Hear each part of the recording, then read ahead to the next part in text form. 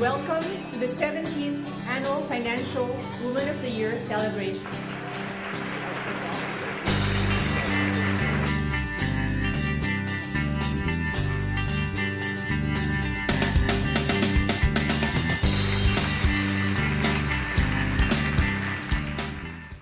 Hello everyone, I'm Senator Dianne Feinstein.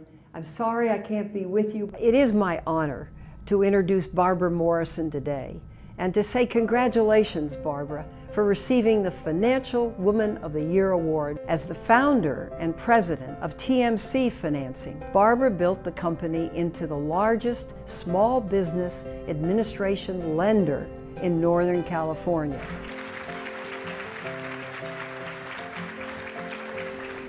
Well, everyone knows our mom is a 10, but today we only have time for 5 family secrets to success.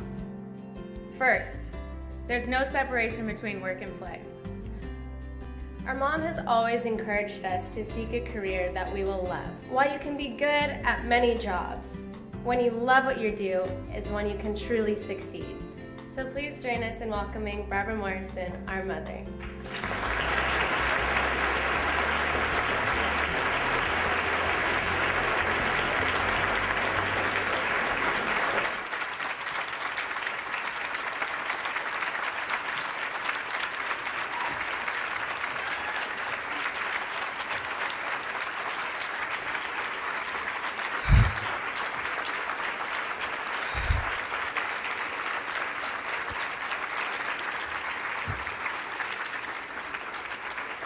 Thank you. That's a pretty awesome, daunting. Oh, I don't know how to follow that. Oh, to have your daughters up on stage introducing you, I just don't know how it gets any better than that. And what an honor to have Senator Feinstein's introduction.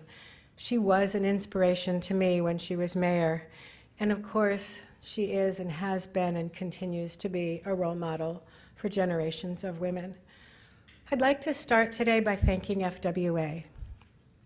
There is no higher honor than to be recognized by your peers, and an organization with the stature of FWA is truly meaningful to me. In the earlier video, we saw these incredible scholarship winners. FWA's mission to lead, mentor, inspire. When you look at those talented, passionate, energetic young women, they are amazing, and we know that FWA truly walks the talk. The award this year, I think, is a little bit different. I think this year it really is a recognition of a body of work that has involved helping small businesses grow and expand and hire people and grow the economy. Today, job creation and public-private partnerships and economic development are as important as they were 35 years ago when I walked into the mayor's office and asked for a job. The award recognizes the importance of the work that TMC and Working Solutions has done. And so today, I share this honor with the incredible, dedicated staff that has made it all happen.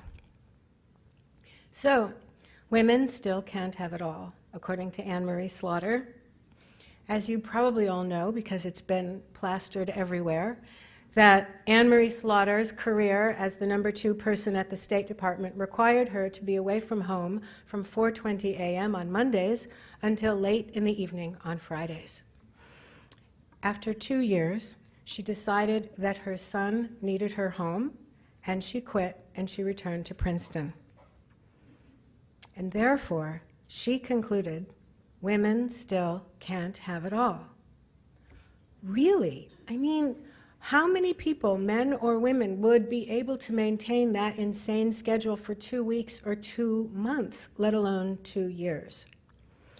FWA asked prior Financial Women of the Years to give them their thoughts on the article, and you can read them in the program.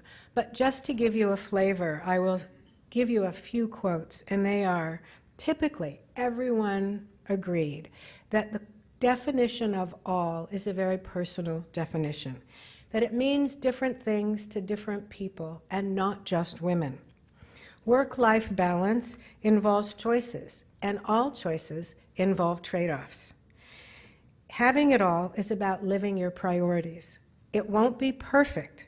It may require course corrections and compromises, but we are largely in control of our own destinies. Slaughter's defeatist message to young women is in stark contrast to these optimistic, can-do comments by FWA women. I mean, think of those scholarship winners. Think of the future that's ahead of them. Of course we're optimistic. We're true to FWA's mission, and we lead, and we mentor, and we inspire. Slaughter based her conclusion on her personal experience limited to the State Department and to academia. My personal experience led me to a different conclusion. My mother was the person who exerted the most influence on my career. After college, in the midst of the Depression, she moved to Washington, D.C., became part of the New Deal, and opened up Social Security offices. 3 years later, she moved back home to New England, got married, and never worked again. In those days, for a woman to work made the man look like he couldn't provide. It would have been an insult to him. And my mother never questioned that. By the time I was growing up, my mother's day was spent with, As the World Turns, The Guiding Light, Days of Our Lives, until 4:30, when she went into the kitchen, ostensibly to start dinner, but really to mix her first martini of the day, which she hid in the kitchen cupboard. Early on, I knew that I would always work because I was determined not to be trapped by my mother's financial dependency. As part of the 60s generation, I also knew that our generation was destined to do something that was going to change the world. I didn't know how or what, but somehow I wanted to leave the world a better place. I had no career script. One thing just led to another. In a slight detour, I ended up working as a sales assistant on the institutional department at Paine Webber. The traders seemed to have the most fun job. So my boss did a really wonderful thing for me. He bought me the books and bought me a ticket so that I could take the Series 7 exam, knowing full well that Paine Webber would never hire me as a trader, but he did it anyway. So I was hired eventually on a desk at a very small regional firm. When I got there, I asked the office manager, when would I get my business cards? And he looked at me and he said, "We don't give girls business cards." The company had 4 floors in the building, and there was a directory in the lobby, and it listed all of the brokers' names and the floor they were on. So I said, "So when are you going to put my name on the directory?" And he said, "You got it. We don't put girls' names on the directory." This was 1976. All of the brokers in the firm were men, and all of the admin staff were women, and I was just plain confusing. I eventually prevailed on the business cards. On the directory, they compromised. Rather than put Barbara, I was the only person listed with just my first initial, B.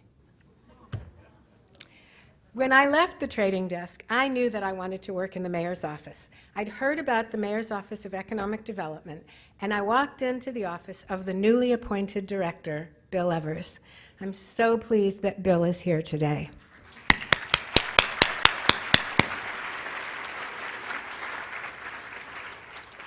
He said, "Nice to meet you, but I don't have any money for any additional staff." I said, "Okay, I'll stay anyway." I had an internship I had to do for one of my classes, so I said, "Okay, fine." It was a very exciting time. It's when research was showing that small businesses were actually the job creators. Small business became known as the engine of the economy. Now that's a cliche today, but then it was new news. So our office started the SBA loan program for the city. Bill said to me, You might be the only one in the office who knows an income statement from a balance sheet. You want to take this program? And I was hooked. I'd found what I was looking for. And all because I had taken the Series 7 exam. That's all the accounting I knew.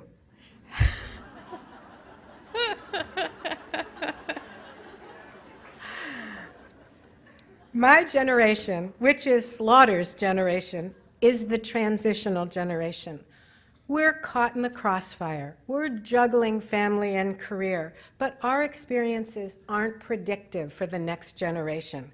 The workplace is evolving and the workforce is changing.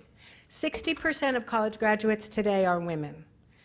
The question really might be, rather than can women have it all, what's up with men?